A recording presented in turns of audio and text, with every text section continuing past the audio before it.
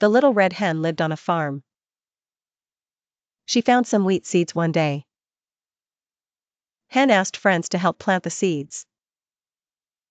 The dog, cat, and pig said, no. Hen planted the seeds all by herself. She asked for watering help.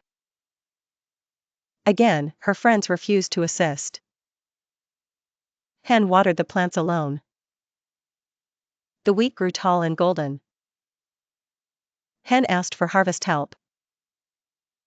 The friends still said no.